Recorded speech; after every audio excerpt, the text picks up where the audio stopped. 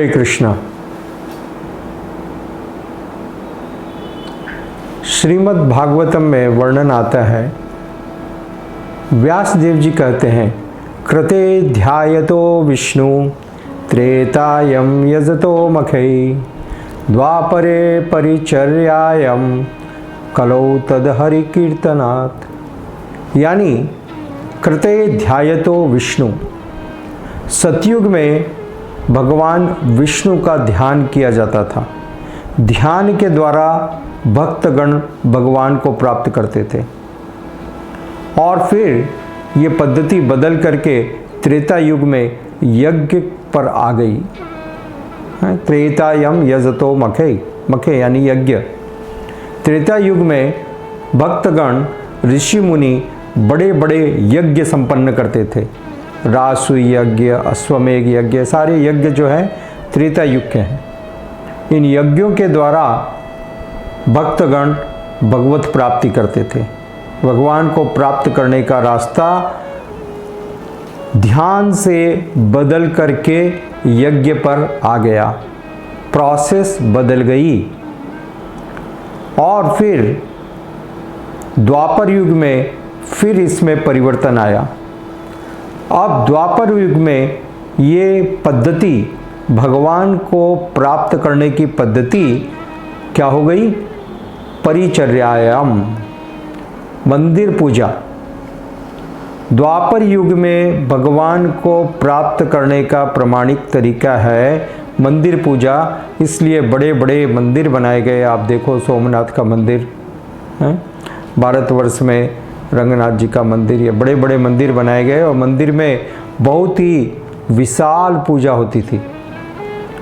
इन पूजाओं के द्वारा श्री विग्रह की अर्चना करके भक्तगण भगवान को प्रसन्न करते थे, विष्णु की प्राप्ति करते थे। किंतु इस कलयुग में भगवान को प्राप्त करने का सबसे प्रामाणिक उपाय बताया गया है भगवान के दिव्य नामों का जप, कीर्तन। कलो तद हरि कीर्तनात्, भगवान हरि का कीर्तन। कलयुग में न तो ध्यान बताया गया है, न तो यज्ञ बताया गया है, न ही मंदिर पूजा है।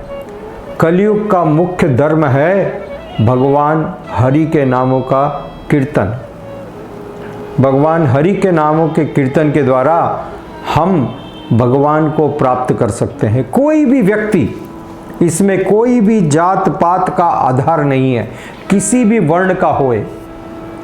कृष्ण कृपा मूर्ति श्रील ऐसी भक्ति वेदांत स्वामी प्रभुपाद जी ने पूरे विश्व में सभी जात के लोगों को, सभी देशों के लोगों को, भले वो मांसाहारी हो, दुराचारी हो, व्यभिचारी हो, कोई भी व्यक्ति, पापी से पापी व्यक्ति भी भगवान के दिव्य नामों का जप कर सकते हैं। और जप के द्वारा परिणाम ये हो रहा है कि वो शुद्ध आत्मा, विशुद्ध आत्मा, महात्मा बन जाते हैं। ये जप का प्रभाव है, भगवान के नाम जप का ये प्रभाव है। तो एक बात के ऊपर गौर कीजिएगा, इस युग में, आज यह है कलयुग, कलयुग में ध्यान नहीं बताया गया, क्योंकि ध्यान जो है सतयुग का मार्ग है। ध्यान एक उत्तम मार्ग है भगवान को प्राप्त करने का, परंतु सतयुग में सब कुछ पवित्र था, इसलिए लोगों का मन भी पवित्र था और पवित्र मन से भगवान के ऊपर ध्यान लगाना बड़ा सरल था। परंतु आज के युग में सबके मन पहले से ही अपवित्र हैं। इतने ज़्यादा चिंताओं, दुश्चिंताओं से भरे हुए हैं, इतने सारे विचार एक क्षण में आते हैं। आप यदि आंख बंद करके बैठते हो तो 1 मिनट में 100 तरह के विचार आपके मन में आते हैं और आप उनको रोक ही नहीं सकते हो, तो फिर ध्यान कैसे लगाओगे? तो ये संभव नहीं है। उसी प्रकार से यज्ञ, ये त्रेता युग में यज्ञ का प्रिस्क्रिप्शन आता है, यज्ञ को अनुमोदित किया गया, क्योंकि उस समय जो वस्तुएं थी शुद्ध मात्रा में मिलती थी। तो ध्यान, पहले मन शुद्ध था, बाद में द्वापर युग में वस्तुएं भी शुद्ध थी। सही घी मिलता था, सही लकड़ी का पेड़ की लकड़ियाँ मिलती थी, पवित्र स्थल मिलता था। तो आप क्योंकि वेदों में सारा वर्णन है, किस प्रकार के पेड़ की लकड़ी चाहिए, कैसी गाय का घी चाहिए, किस प्रकार का स्थल होना चाहिए, स्थल का इतिहास क्या हो, यज्ञ की वेदिका किस प्रकार से बनाई जाए। आज ये संभव नहीं है। इसलिए कलयुग में न तो ध्यान को बताया गया, न यज्ञ को बताया गया, न मंदिर पूजा को बताया गया। कलयुग में एकमात्र प्रमाणिक मार्ग है भगवान के दिव्य नामों का जप, और कोई भी व्यक्ति इसको स्वीकार कर सकता है। कोई भी अपने जीवन में भगवान के नामों का जप करके अपना परित्राण कर सकता है, अपने आप को पवित्र कर सकता है, भगवत धाम को जा सकता है। कृष्ण कृपा मूर्ति श्रील A.C. भक्तिवेदांत स्वामी प्रभुपाद जी ने इसलिए सारे विश्व में घूम घूम करके 12 बार विश्व का भ्रमण करके सारे विश्व के सभी देशों के अंदर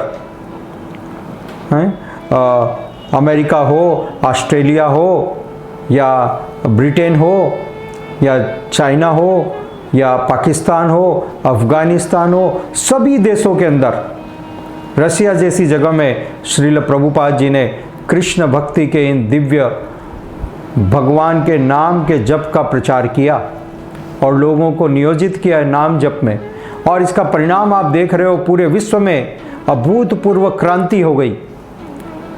सभी धर्म, सभी समुदाय, सभी जात पात के लोग भगवान के इस भक्ति आंदोलन में आकर के मिल गए। तो आप सबसे मेरा अनुरोध है, हाथ जोड़ करके मैं आपसे प्रार्थना करता हूं कि भगवान के इन दिव्य नामों का जप आप भी स्वीकार करें और जप करके अपने जीवन को सफल और सार्थक बनाएं। यह सबसे सरल पद्धति है और कोई भी व्यक्ति, किसी भी जात का हो, किसी भी वर्ण का हो, प्रत्येक व्यक्ति इसको स्वीकार कर सकता है और करना चाहिए। सबसे प्रमाणिक मार्ग है। इस मार्ग को हनुमान जी ने अनुमोदित किया, इस मार्ग को नारद मुनि ने अनुमोदित किया, गणेश जी और शंकर जी भी रिकमेंड करते हैं।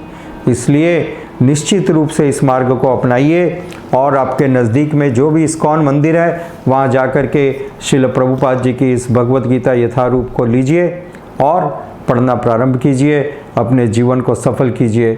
हरे कृष्णा, धन्यवाद।